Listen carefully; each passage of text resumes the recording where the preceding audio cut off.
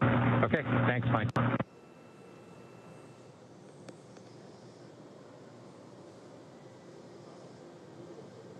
And I'm going to have to correct myself. So it's NTO, that's the dinitrogen tetraoxide, and that's one of the hypergolic fuels used inside Dragon for powering those Draco thrusters.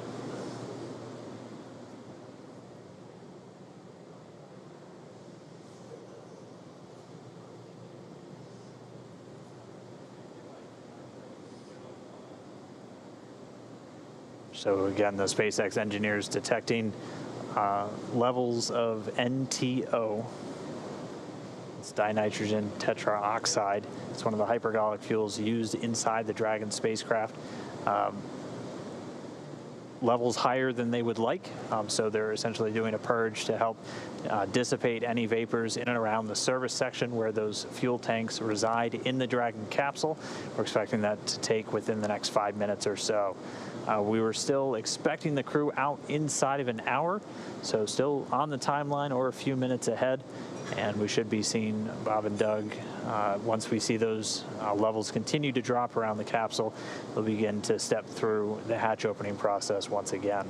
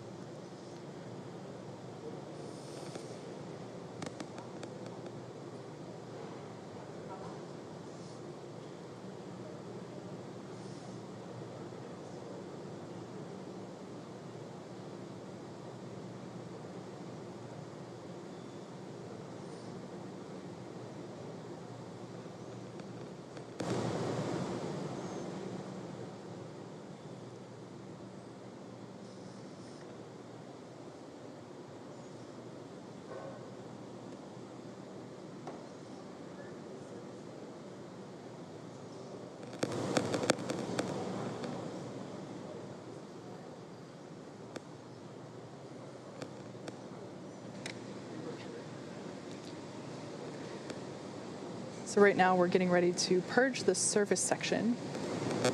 This is to make sure that the lingering NTO fumes that the team is detecting get flushed out, essentially.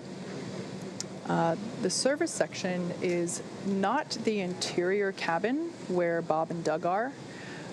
It's actually the part of the capsule that is outside of the place where Bob and Doug are. It's external to the cabin, but it's inside the capsule itself. So you can think of it as the space between the exterior of the Dragon capsule and the interior space where Bob and Doug are. There's, I think the interior pressure vessel, essentially. Yes, exactly.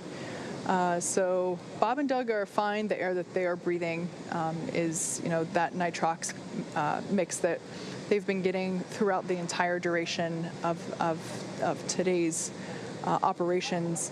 But it'll be essentially the area below their cabin, completely sealed off from the service section. Yeah, that service section is where there's a lot of telemetry. It's where there are the prop tanks, and we're just making sure that those get aerated so that lingering fumes are swept away. Yeah, again, they had detected higher levels than they want to see of nitrogen tetraoxide. That's one of the two hypergolic fuels used in Dragon, the other one being monomethylhydrazine. Those two fuels, essentially when thrown together, even without an ignition source, will react. That's what makes them hypergolic fuels. Much simpler, more elegant solution used in a lot of on-orbit maneuvering systems in spacecraft.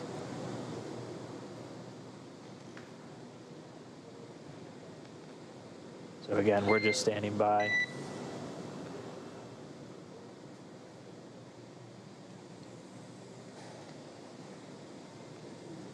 So as you can see on your screen, there is one crew member that has kind of what looks like a... Dragon SpaceX, don't have a huge update for you. Just letting you know the service section purge is still in work.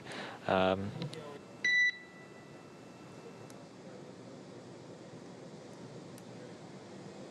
we'll try to get you out of there shortly. Copy.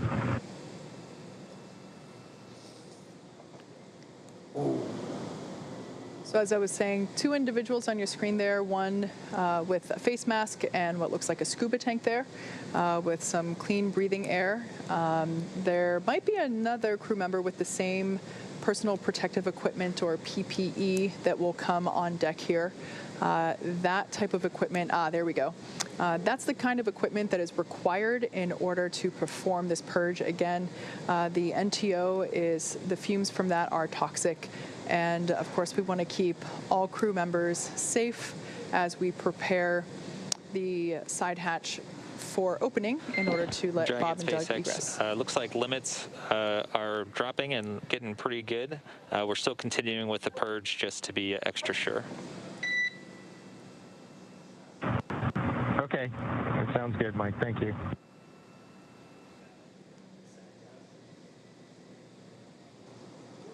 All right, so we just heard the call. The limit's continuing to drop on that NTO, that nitrogen tetroxide.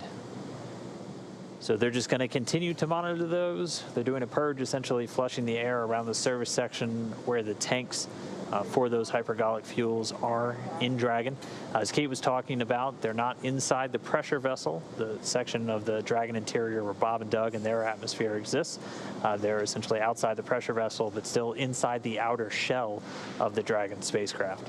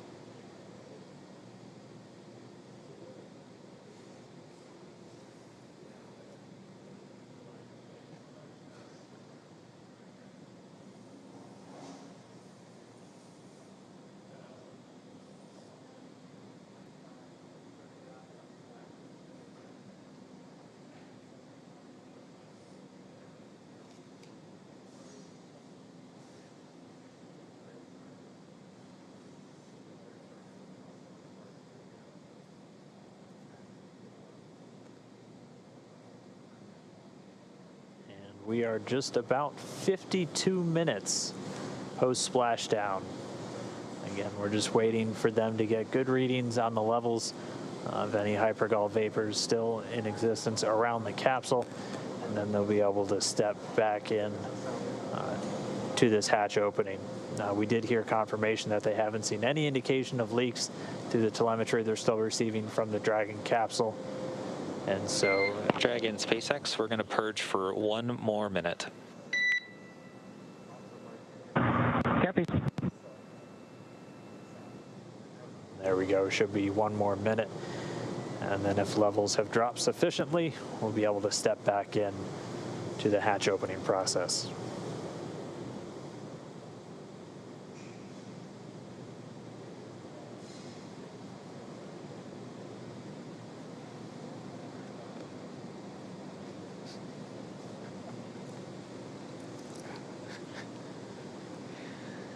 Bob and Doug will be getting assistance from the recovery teams while exiting Dragon Endeavour.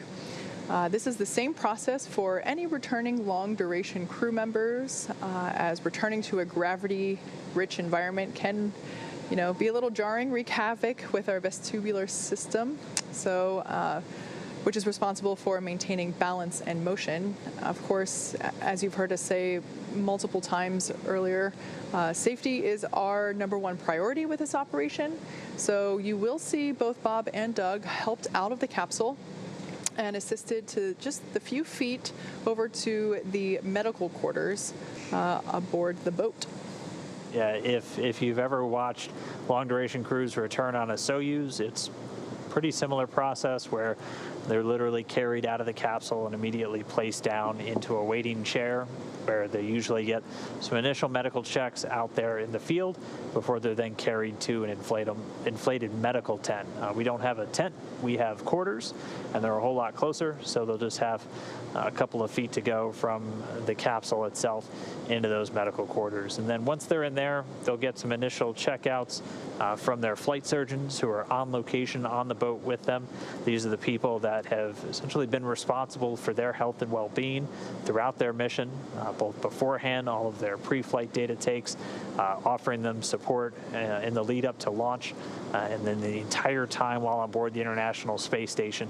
And then they're right here with the front line, with the recovery teams, ready to welcome them home.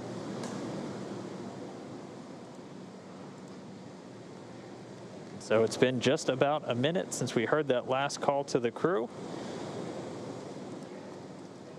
We should be just about done with the purge. We're going to stand by, and hopefully we'll resume these hatch opening operations in just a moment.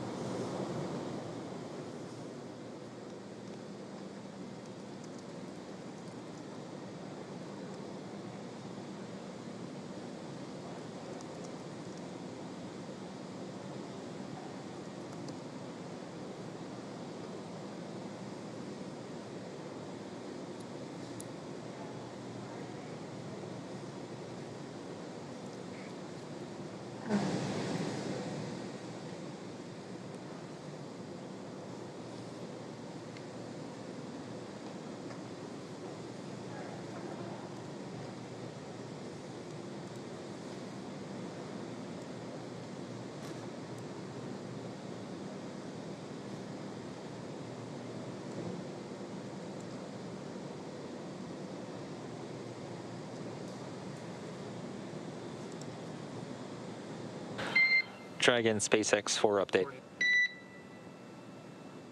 Go ahead.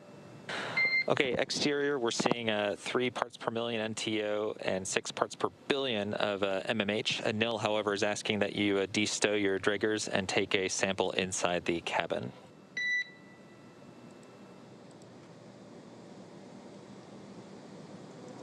Yeah, which detector? What number, Mike? Yeah, it'll be detectors 2 and 3 in location 14. Copy. Okay, thanks, Doug. All right, so we just got the call out of the current readings of both the NTO, the nitrogen tetroxide, and the monomethyl hydrazine, either in the parts per million or the parts per billion. But just as an extra safety precaution, we heard Anil, so Anil Menon, the medical authority from SpaceX, on the boat, asking the crew to take out some air detectors that they have inside with them just to do some quick sampling inside the cabin itself. So again, we've said it before, we'll continue to say it throughout, safety the top priority with this operation. So the teams are going to be very methodical and make sure that everything is in a good setup, a safe environment, not only for the crew themselves, but also for our recovery forces. But for now, Bob and Doug still inside of a Crew Dragon. We are just 58 minutes post-landing.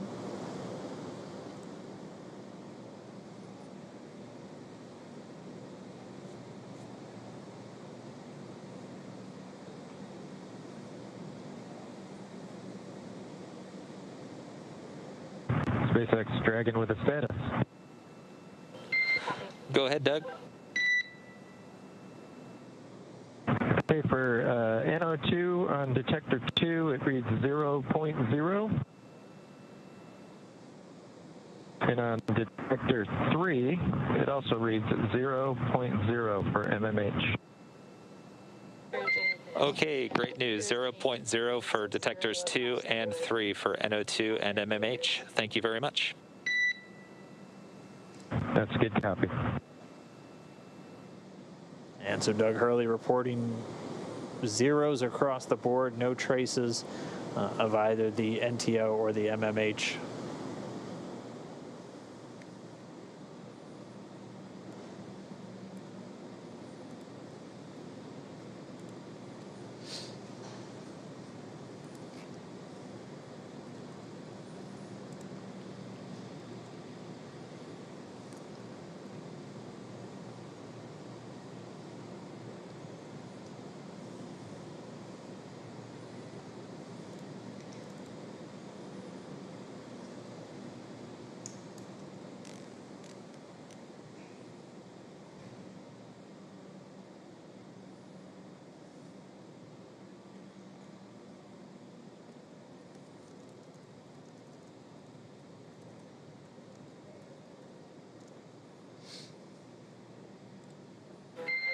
Dragon SpaceX for a status update.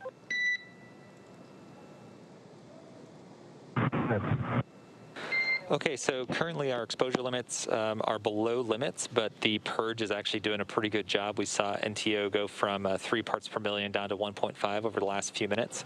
So ideally, with a lot of caution, we'd go ahead and let the purge run for a little bit longer, but we want to see how you guys are doing. If you're okay with continuing with the purge versus knock it off and get you guys out of there quickly. Yeah, we're fine hanging out, Mike. No problem here. Okay, thanks for that, Doug. We'll keep working the purge to get us down, and thanks for that. Thanks for that. Yeah, let's just keep everybody safe. No reason to rush. Yeah, we concur.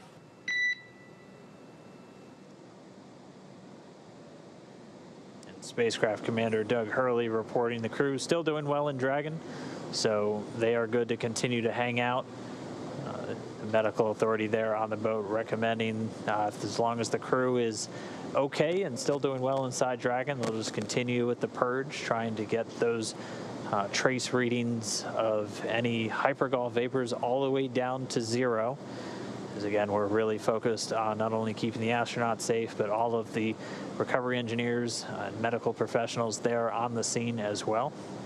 So they're going to continue this purge, just dispelling the immediate area around the service section of the Dragon spacecraft. So this is really a series of fuel tanks outside of the pressure vessel, so where Bob and Doug are inside the Dragon spacecraft, which they did some quick readings inside the cabin and had zeros across the board, but they're just continuing to let these levels dissipate, bring it down to 0, and then we'll resume hatch operations. We're just a little over an hour now, an hour and 2 minutes post splashdown. Yeah, good to hear Bob and Doug report that they're good hanging out, meaning they're feeling all right and they're pretty comfortable staying inside for just a couple more minutes. Yeah, they were doing their best prior to leaving of playing up their expected seasickness. So good. It is good to hear that they're doing well still inside the Dragon capsule.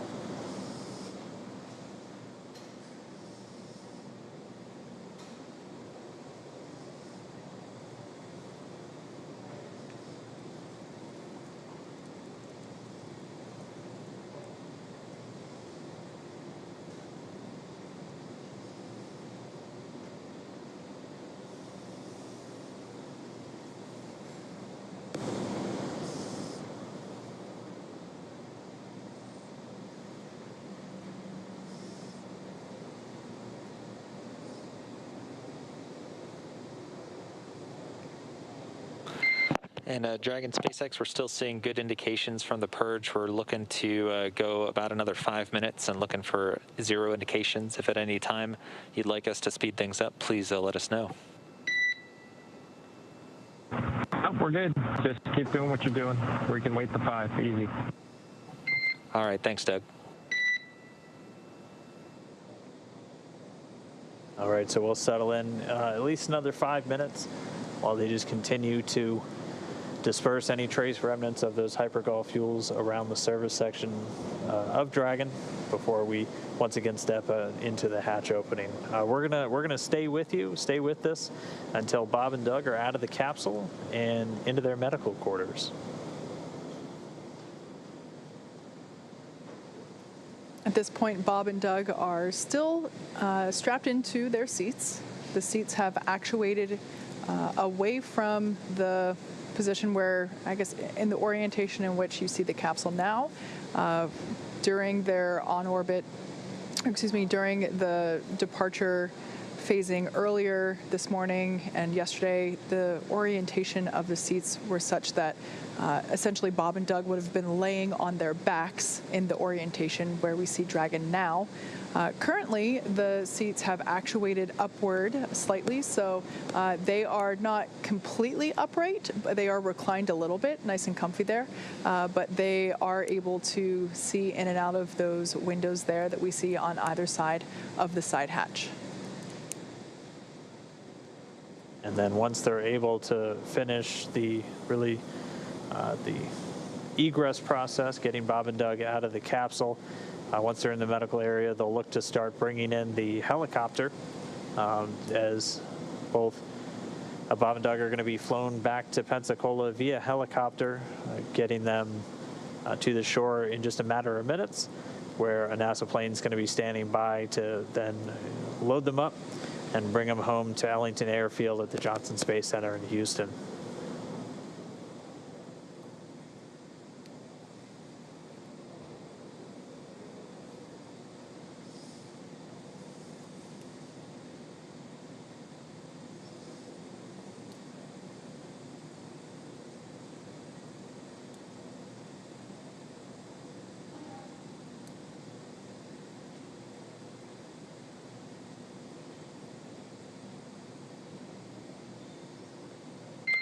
And Dragon SpaceX, things are still trending well. We're expecting another reading in about 2 minutes, so at 1956, and looking to hopefully egress you guys shortly after that. Okay, sounds good, bud. Thank you.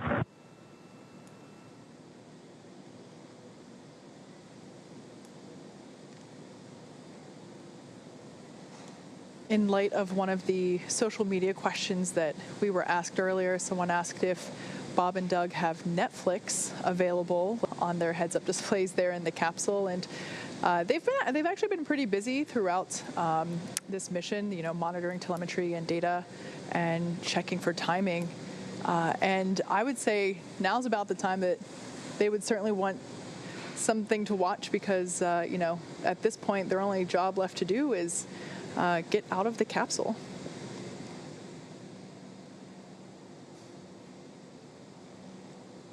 Has to be a feeling of just success, though, for those two.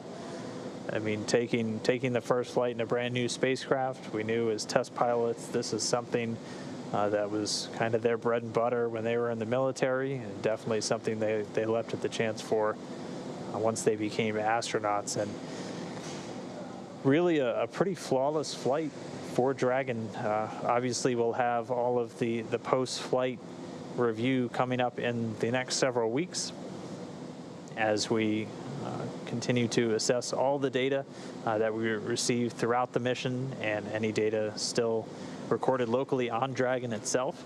And we'll be spending the next several weeks going through and assessing the mission and working through the certification process. And we're already targeting the first operational flight, currently pegged for no earlier than late September.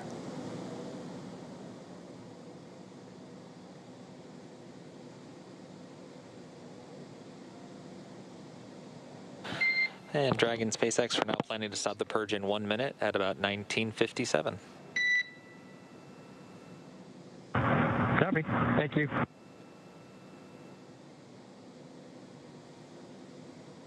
All right, well, with them stopping the purge in about a minute, that means that the levels have gone down to what they were looking for, and then we'll begin to step back into the hatch opening process and then be able to get Bob and Doug egressing or moving out of the Dragon capsule. They've been in there for a little more than 19 hours at this point since they departed the space station on Saturday. They had a sleep period, 8 hours of rest on the capsule on their way home. They've been up since a little bit earlier this morning, that wake coming about 4:40 a.m. Pacific, so a little more than 8 hours ago.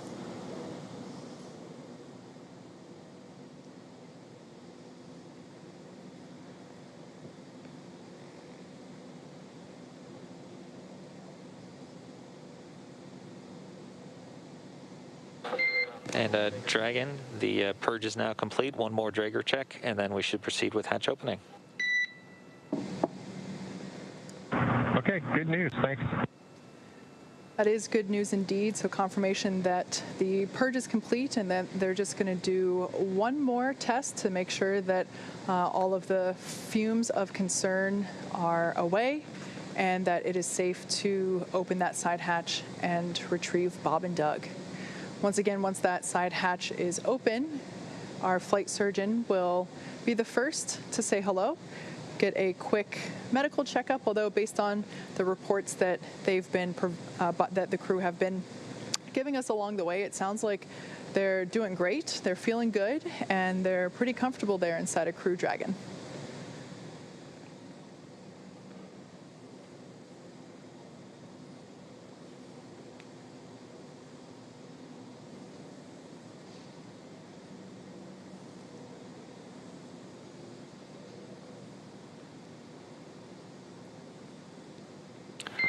And Dragon SpaceX, we show 0.4 parts per million on NTO, 18 parts per billion of MMH. That's below limits. We are proceeding with hatch opening.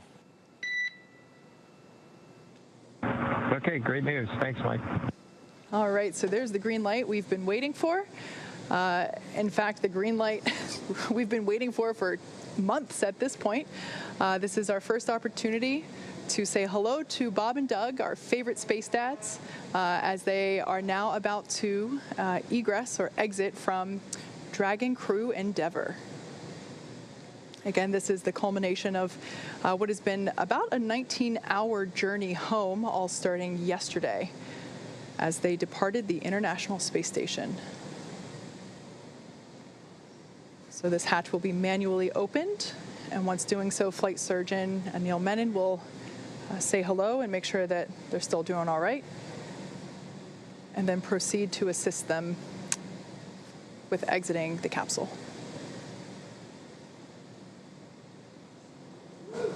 And we see the hatch is now open. Hatch being opened at 12:59 p.m. Pacific. Hatch is open.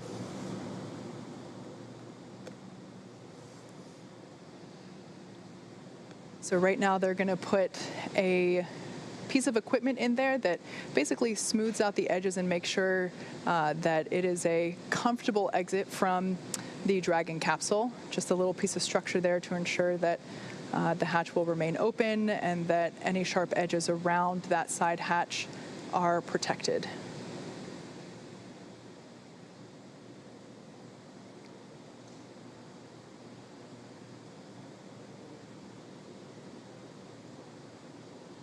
The blue suit there, that's one of NASA's flight surgeons for the crew. That's Dr. Stephen Hart. And that hatch open coming at 12:59 p.m. Pacific. That's 19:59 Universal Time, or GMT.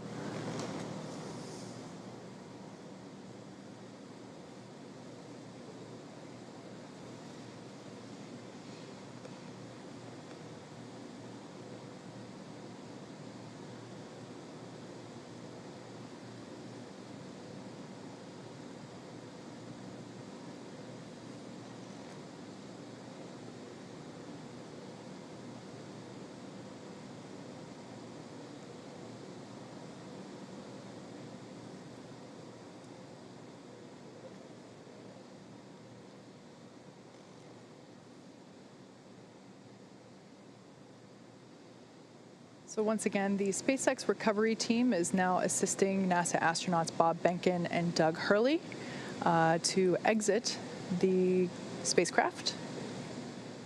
Sorry, we got the hatch open just about 2 minutes ago. We paused for a little while as they were just detecting some trace amounts of some of the hypergol fuels. So we executed a series of purges. And then once those were down back in acceptable limits, we were able to then start with the egress. So there we see a stretcher on deck. This is normal. This is part of the standard recovery procedure. And it is just simply to ensure Bob and Doug remain safe. Like we said, readjusting to gravity can be a little challenging. Dizziness can often occur, especially when you're on a boat. SpaceX Dragon, recap. So this stretcher will just be used to as standard procedure to make sure that the astronauts make it over to the medical tent as easily and as comfortably as possible. Yeah, as we discussed, the reintroduction to gravity from microgravity can be a bit jarring, especially on our vestibular system, so the stuff responsible for our balance. And as they are on a ship underway, we just want to make sure we're taking every possible precaution to ensure that their arrival is safe and free from any injury now that they are home.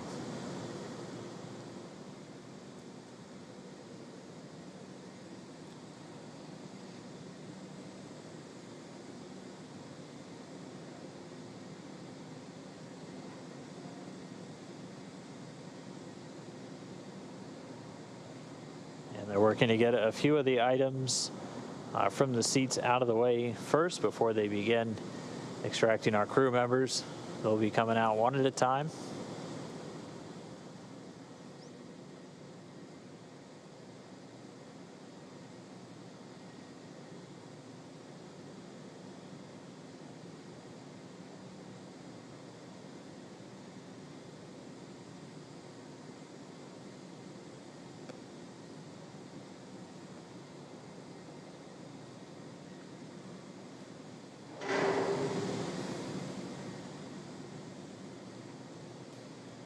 As we saw during the ascent portion of this mission, there is enough room inside the capsule for them to do a backflip in microgravity. However, considering there's a couple folks in there right now from the recovery team. Check. Got you loud and clear. Just a quick comm check there between Dragon and Mission Control And here. Solo from the PLT, I just wanted to thank you guys for bringing us home safe before I disembarked from ship Endeavor. I'm sure Doug will have some good words for you guys as well, but thank you for doing the most difficult parts and the most important parts of human space flight, getting us into orbit and bringing us home safely. Thank you again for the good ship Endeavor. Thank you, Bob, for those awesome words. It's absolutely been an honor and a pleasure to work with you from the entire SpaceX team. It's been awesome.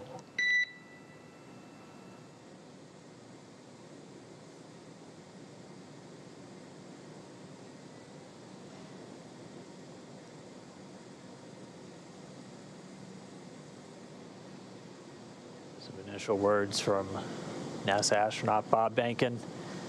He's in the pilot seat, so you've heard him refer to himself as PLT. We're still standing by for our crew members to begin making their way out of the Crew Dragon spacecraft. And again, they're going to get some assistance just the couple of feet to the medical quarters on board the ship, where they're going to be able to get out of their suits that they've been wearing for all of the final dynamic phases of the separation events, deorbit burn, re-entry, splashing down just a little over an hour ago at 11:48 p.m.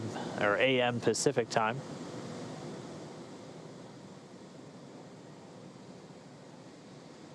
Again, the recovery team. SpaceX Dragon from the commander. Go for SpaceX. Here we have our first view of Doug Mike, Hurley. I just would like to sort of reiterate what Bob said and add my thanks to everybody over the last several years that's either worked in Hawthorne, McGregor, or down at Kennedy Space Center. Anybody who's touched Endeavor, you should take a moment to just cherish this day, especially given all the things that have happened this year. We certainly can't thank you enough. Our families can't thank you enough. And, just proud to be a small part of this whole effort to get a company of people to and from the space station. Today, and celebrate with each other. We see some. And we'll talk to you soon, hopefully in person. Thanks so much, Doug, and you're welcome. And thank you so much for those kind words. And we all wish you a safe journey home and a happy reunion with your family soon. And we look forward to seeing you in person as well. Some really nice words there from Bob Behnken. Mikey. There on your screen, we saw NASA astronaut Doug Hurley egressing or exiting from the capsule. Might have been hard to see on your screen there, but we got a thumbs up indicating that things are going well. I'm sorry, excuse me, I mixed up my positions there. Yeah, those words were from Doug, and we have Bob that just came out first. Yeah, so Bob Behnken, the pilot, the Joint Operations Commander for this mission, out of the capsule now. So he's making his way over to the medical area, and now they're going to work to get Doug Hurley out next. I think I saw a smile on Bob's face. He was a thumbs up all the way. As they've been giving us some regular status updates from inside the capsule, they've been feeling really good. And so now we're just standing by for our spacecraft commander, Doug Hurley, to make his way out into the fresh air for the first time in 64 days.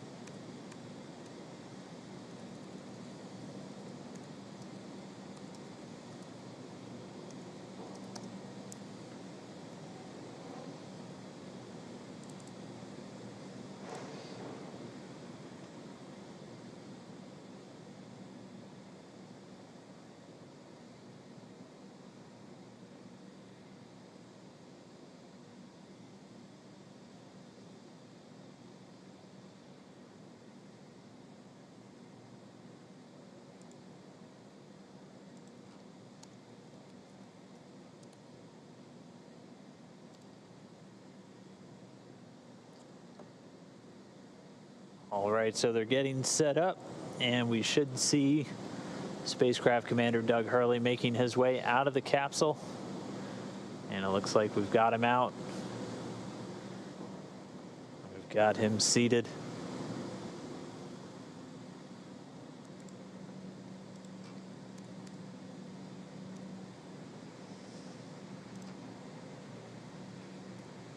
And there we go, another thumbs up. We've got some applause here. And as you can see in Mission Control, a standing ovation for a job well done all around. Yeah, our crew members, Bob and Doug, are now safely back home on Earth. And they're going to get checked out now by the NASA medical team. They're going straight into the medical quarters on board the ship. That'll be their first stop on planet Earth. And then they're going to be making their way up into a helicopter and then heading back to dry land. So once they're complete, the team's going to prepare Dragon itself, and they're going to begin taking it back to shore. But it's been an incredible, incredible mission. This all kicked off just 2 months ago on May 30th from Launch Pad 39A at the Kennedy Space Center in Florida. We had a successful liftoff. We had to dodge around some weather. It was suspenseful, clearing up the last possible moment. They had a flawless ride to orbit, a 19-hour journey to the International Space Station, where they just spent 62 days on board, 64 total days in space. They were Expedition 63 crew members doing science experiments, spacewalks, repairs, everything on board the orbiting laboratory. Their journey home began yesterday when they closed the hatch to Dragon and undocked hours later at 4:35 p.m. Pacific. After 4 successful departure burns and a phasing burn to line up their orbit, Bob and Doug rested up before waking up for re-entry earlier this morning. We successfully jettisoned Dragon's trunk and performed our final on-orbit maneuver, the deorbit burn, at 10:56 a.m. Pacific to send Dragon on the path home. The spacecraft successfully re-entered the Earth's atmosphere and slowed its descent with successful deployments of 2 drogue parachutes and 4 mains, with the final splashdown occurring off the coast of Pensacola, Florida at 11:48 a.m. Pacific, right on time. Following that successful splashdown, we saw SpaceX recovery experts quickly move in and prepare Dragon Endeavour for its lift onto the recovery vessel. And just a little less than an hour following splashdown, we saw Bob Behnken and Doug Hurley make their way, thumbs up, out of Dragon and into the recovery ship's medical facilities, safe and sound. Yeah, we just got word that the helicopter itself should be landing soon, so that'll be their next step in their journey. They'll catch a short flight back to shore where they're going to transfer to a waiting NASA plane for another short flight back over to Houston. They're going to be reunited with their families, and that's going to bring an end to this historic flight. It's really been an honor and a privilege to share this journey with all of you as we open up this new era in human space flight. But I mean, just as we close the book on this mission, we're already counting down the days to the next crewed Dragon flight. Yeah, absolutely. SpaceX and NASA will now begin the process of reviewing data and telemetry from this successful demonstration mission to prepare us for Crew 1, which is currently targeted to launch no earlier than late September. Crew 1 will be SpaceX's first operational flight, flying a full crew of 4 astronauts, including our first from Japan, one of the international partners on the space station. The mission will last approximately 6 months. It has been an incredible honor and joy to share this mission with the public, and the teams from SpaceX and NASA have worked so hard to get here and return this capability to fly humans from America. Continue to follow SpaceX and NASA online and on our social media updates for the next steps on the commercial crew program and the countdown to Crew 1. And we're going to continue to share the progress of Bob and Doug's trip back to Houston on social media. We also have a briefing coming up real soon. It's going to include NASA Administrator Jim Bridenstine and officials from NASA and SpaceX. That's coming up right at the bottom of the hour, 1:30 p.m. Pacific, 4:30 p.m. Eastern, 2030 GMT. So we're going to say thanks one more time for tuning in, cheering on Bob and Doug as they return home. And we'll see you next time when we'll once again be sending astronauts on American rockets in American spacecraft from American soil. So long.